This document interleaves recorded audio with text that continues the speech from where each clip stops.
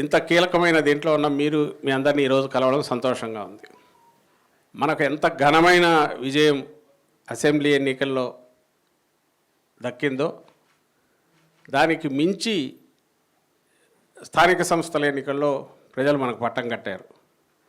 మీ అందరూ అంతగా నిలబడ్డారు గట్టిగా. దానికోసం పార్టీ తరఫున సర్పంచుల స్థాయిలో ఏదైతేమి ఎంపీటీసీలు, జెడ్పీటీసీలు ఇవన్నీ కూడా అంతా 80 మున్సిపల్ ఎన్నికలు 80-90% మధ్యనే మన విజయం. బహుశా చరిత్రలో అరుదైన విజయం అది.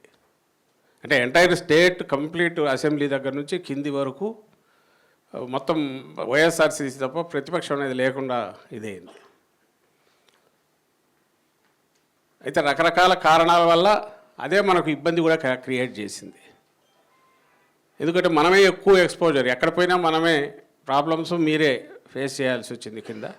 నెక్స్ట్ దీన్ని సంస్థాగతంగా మనం బలపడము, అలాగే మనం నెక్స్ట్ అధికారం లేకొచ్చినాక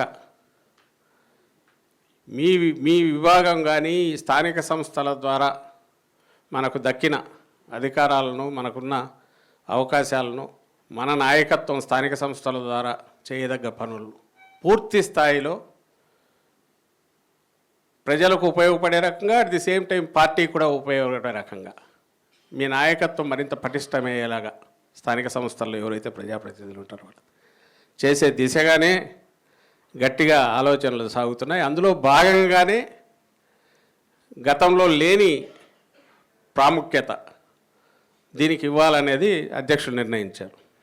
పంచాయతీరాజ్ విభాగం ఈ 4 ఏళ్లలో మనం వచ్చే ఎన్నికలు ఎప్పుడు వస్తే అప్పుడు దానికి ప్రిపేర్ కావడంలో, వచ్చిన తర్వాత ఎఫెక్టివ్గా చట్టాన్ని ఉపయోగించుకోవడం, పంచాయతీరాజ్ చట్టాన్ని, అది పార్టీ ఇంతకుముందు అన్నట్టు అది రాష్ట్రానికి ఉపయోగపడాలా, ప్రజలకు ఉపయోగపడాలా, పార్టీ కూడా సంస్థాగతంగా ఉపయోగపడాలా. మీ నాయకత్వం మరింత బలం కావాలా, పరిపుష్టం కావాలా.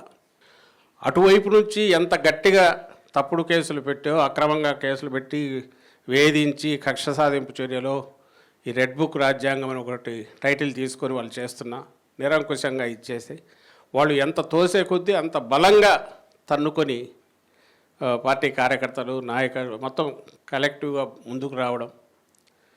ఏదైతే సంవత్సరం తిరిగేసరికి ఈరోజు ఎన్నికలు జరిపినా, ఎప్పుడు జరిగినా ఏ రకమైన రిజల్ట్ వస్తాయనేది గోడ మీద రాసినట్టు స్పష్టంగా కనిపిస్తోంది. మళ్ళీ థంపింగ్ మెజారిటీతో జగన్మోహన్ రెడ్డి గారు మళ్ళీ ముఖ్యమంత్రి అవుతారనేది ఇట్స్ రైటింగ్ ఆన్ వాల్ అంటారు కదా, కళ్ళ ముందు కనపడుతుంది. కారణం మనందరికీ తెలిసింది. అతను ఏది అమలు చేయాలనుకోని ముందు అనే ఆలోచన కూడా ఉన్నట్లేదు చంద్రబాబు నాయుడుకు ముందు నుంచి. అందుకోసమే ఎంత కావాలంటే అసాధ్యమైన హామీలన్నీ ఇచ్చారు. అమలు చేయాలనే ఆలోచన కూడా లేదు కాబట్టి అసలు ఇస్తున్నవి కూడా ఎందుకు ఇవ్వాలని అనుకున్నట్టున్నాడు, అనవసరం. బహుశా జగన్మోహన్ రెడ్డి గారి అనుభవం చూశాక ఏం చేసినా వీళ్ళు ఎన్నికల్లో అయితే ఓట్లు వేస్తారు లేదు గ్యారెంటీ ఆ మాత్రం కూడా ఎందుకు ఇవ్వాలనుకున్నట్టున్నాడు. నడుస్తున్న పథకాలు కూడా ఆపేశాడు. దీంతోపాటు ఇంకో పక్క అడ్డంగా ఎక్కడ చూసినా దోపిడీ, అవినీతి భయంకరంగా ఉన్నాయి. ఇంకో పక్క నేను ఇంతకుముందు అన్నా అసలు లా అండ్ ఆర్డర్ అనేది లేకుండా పోయింది.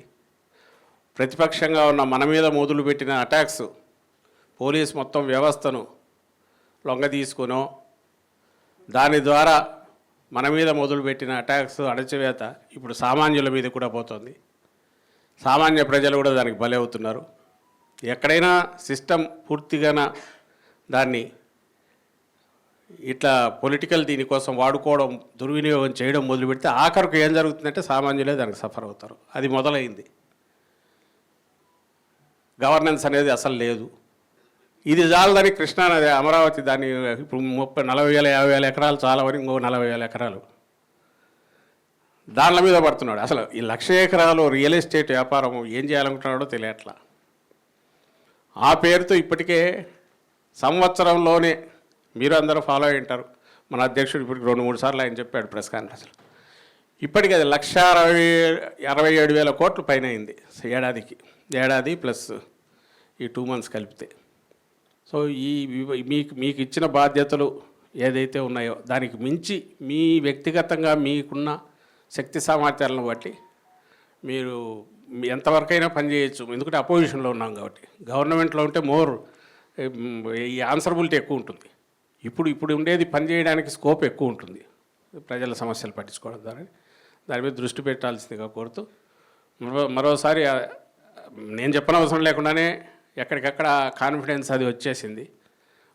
మన 1 ఇయర్లోనే ఆ కసి వచ్చింది. మళ్ళీ ఈసారి వచ్చేస్తాము, రావాలనేది కాకుండా వచ్చేస్తామని ఉంది. అట్లా వచ్చేస్తున్నామని తత్సరం ఇది కాకుండా రావడానికి అవసరమైన ఇదే ఉందో నేను ఇంతకుముందు చెప్పిన కార్యక్రమాల ద్వారా వీటి ద్వారా మన శక్తి సామర్థ్యాలను పూర్తిగా పార్టీ కోసం, జగన్మోహన్ రెడ్డి గారిని మళ్ళీ ముఖ్యమంత్రిగా చేసుకోవడం కోసం వినియోగించాల్సిందిగా కోరుతూ I wish you all the best. Thank you very much.